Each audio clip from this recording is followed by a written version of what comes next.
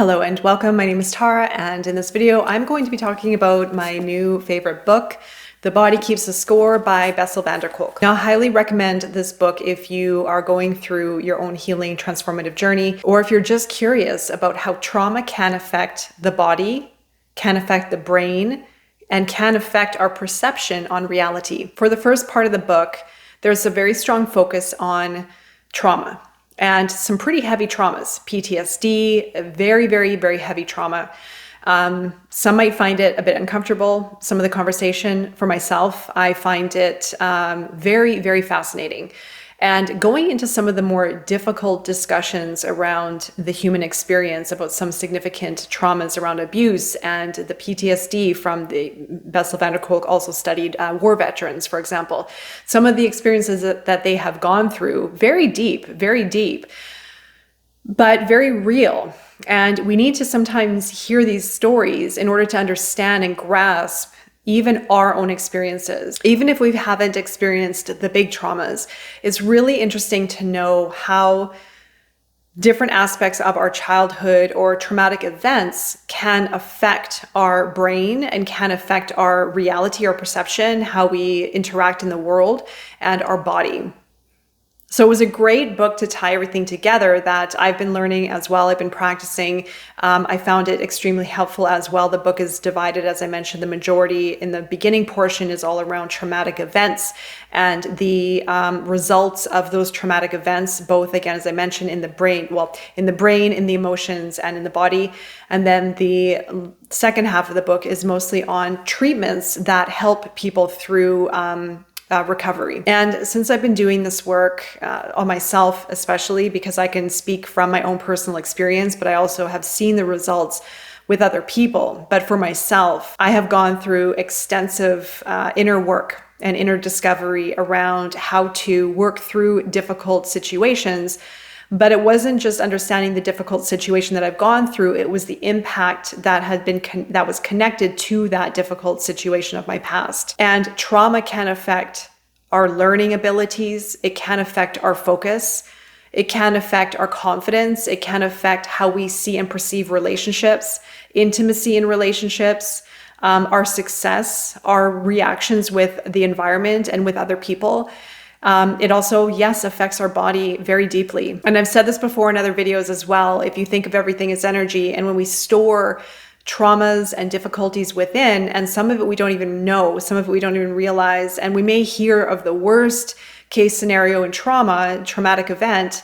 If we haven't experienced that, then some of us may come to think that we haven't actually experienced trauma.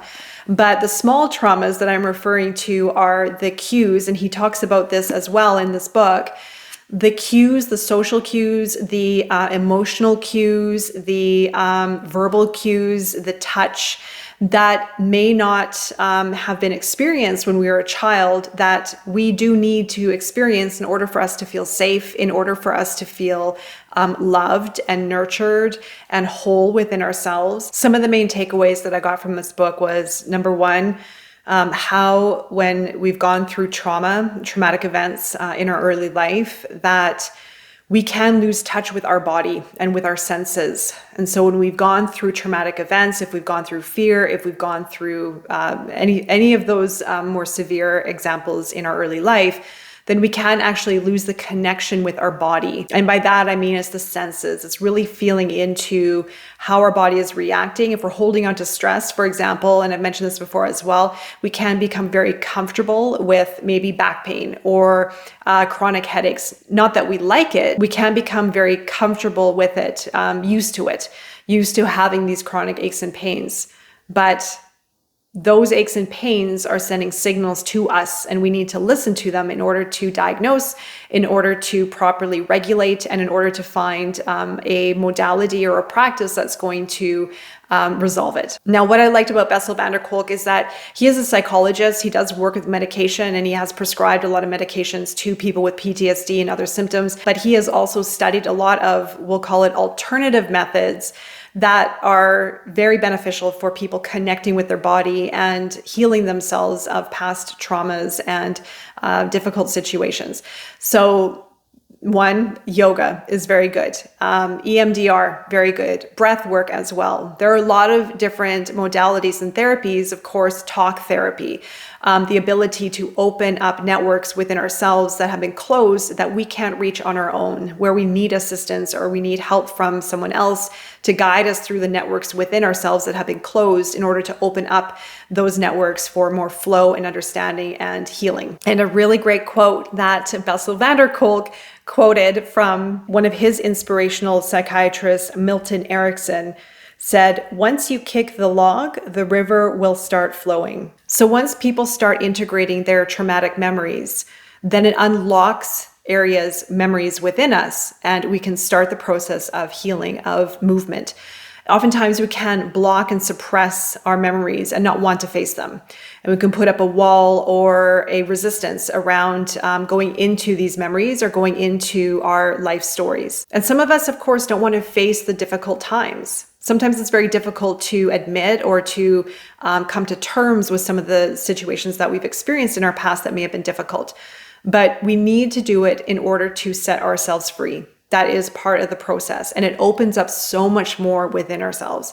It is sometimes very difficult to be vulnerable. It is sometimes very difficult to be open about our experiences. But as I mentioned, once we kick the log, then we get to allow for the water to flow. We allow for movement to flow. We allow for energy to flow. And so it allows for us to begin the process of healing and transformation. Silence about trauma also leads to death. The death of the soul. Ignoring inner reality also eats away at your sense of self, identity, and purpose. And so you can imagine, even on an unconscious level, if we are holding memories, difficult memories within, or if we haven't addressed our traumas or our shadow self, then all of these energies and memories and our true reality of us becomes very suppressed, and it creates illnesses. It also damages relationships. And it can project actions outwardly or energy outwardly towards the world. This was one of the very rare books where I read the entire book, and I absorbed every single word. It was beautifully written. It was very profound. There was so much discovery, so much information, so real. Usually most books, I tend to skip out a few chapters or maybe kind of tune out at the end, because some books become very repetitive after a little while. But this book was very, very good, very well done, covered so many different areas that we all need to understand within ourselves to create greater self-awareness, self-actualization, right? So part of it is inner work, inner discovery, but part of it is seeking help, working with another person, others, professionals, to give us a perspective of ourselves that we may not have realized before, or we may not have explored before. And of course, also different techniques and modalities that allow us to open up the networks within ourselves to release stored traumas or stored difficulties or memories that become the triggers or become diseases or aches and pains within the body. So if I was to rate this book out of 5, I would give it a 5.5, truly. It is a book that many people need to read. But again, I know a lot of people are not comfortable with trauma and really difficult conversations, but this is part of our experience as a human being. Everyone has some level and degree of trauma in some kind of way. And the more that we can be open to these types of discussions, the more we learn and the more we discover about ourselves and areas that we may have closed off subconsciously. Even if we've gone through difficulties, we can tend to shut it out and just not want to face it. And then over time, we just forget about it. So there's a lot happening within us, within our subconscious, within our shadow, of course, and within our conscious self. So I do definitely recommend this book. It is a beautiful, beautiful read, and I'm sending my thanks to Bessel van der Kolk. Maybe one day, who knows, I would get to meet him. He's a true hero of mine, and I hope you enjoy the book if you get it.